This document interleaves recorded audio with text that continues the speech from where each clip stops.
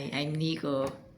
Ang topic ko ngayon, ang kwento ng aking nagdaang buhay.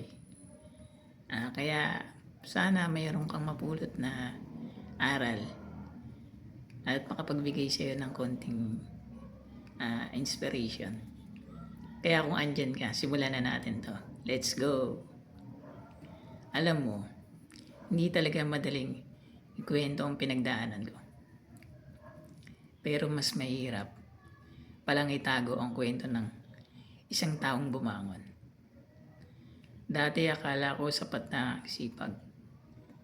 Akala ko kapag mabait ka, kapag tahimik ka lang, at nagtitiis, gagaan din ang buhay.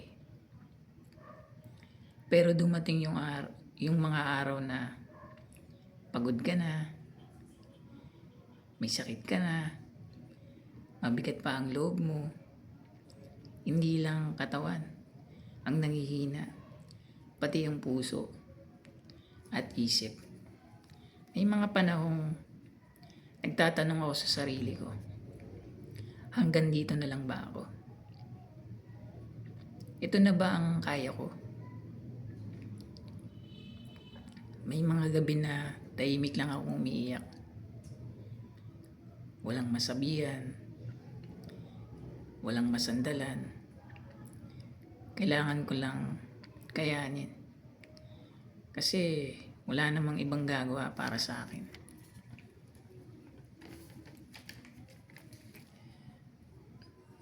Dumaan ako sa hirap. Dumaan ako sa sakit. Dumaan ako sa sama ng loob. Sa mga taong hindi naniwala. Sa mga pangarap na parang palaging nauudlot. Pero isang araw, napagod na akong maawa sa sarili ko.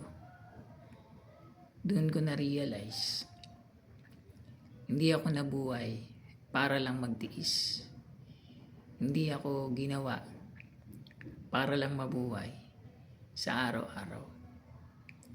May dahilan kung bakit ako pinadaan sa lahat ng iyon. Unti-unti akong bumangon.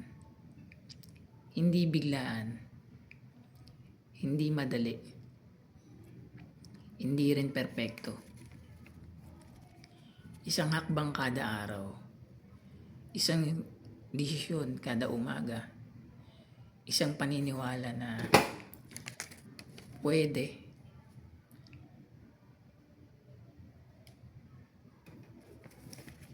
Ngayon, hindi ko sinasabing magaang na ang lahat.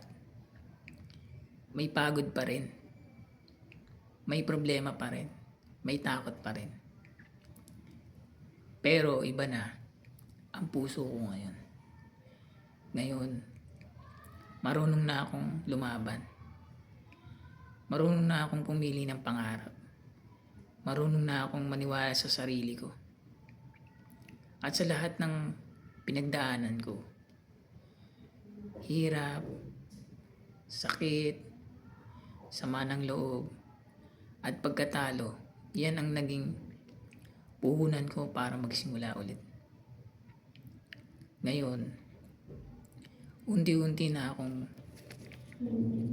nagtatayo ng buhay na gusto ko. Unti-unti akong tumalapit sa pangarap ko. Pero ang totoo ako. Hindi ako perpekto. Pero hindi rin ako sumusuko. Ito ang kwento ko.